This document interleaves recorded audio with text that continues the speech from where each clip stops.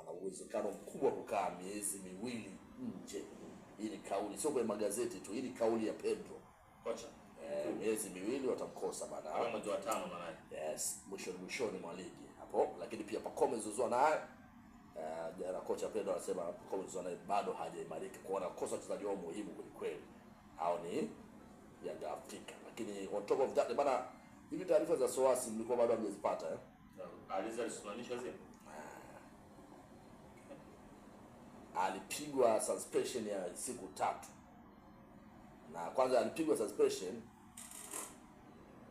ameambiwa hivi, klabu ya Simba inataka maelezo yaliyosimama, yaliyonyooka. Sawa Ndani ya siku 3 hizi ambapo wamempiga suspension, wanahitaji maelezo kwa Jonathan Soa. Bado hajatoa maelezo. Wanataka maelezo yaliyonyooka kwa kile ambacho anatuhumiwa nacho.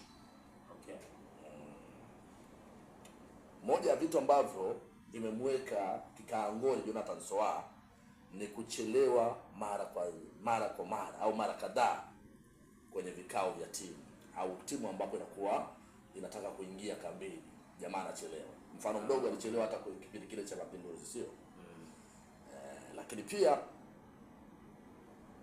alikuwa kuna wakati anapingana na kocha wa viungo pamoja na kocha mkuu kuhusiana na kufanya mazoezi, kipindi cha mazoezi ya pamoja na timu.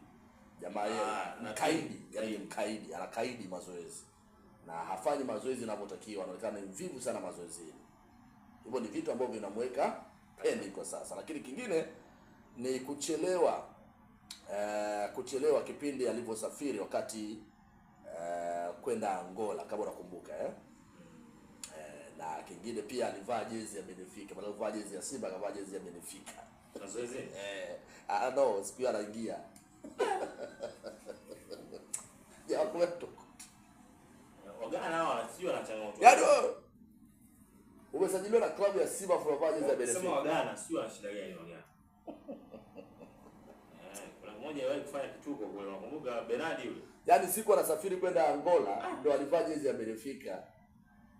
Siku hiyo, yaani anasafiri kwenda kucheza na Petro Atletico de Luanda. Akakula uzi wake wa Benfica.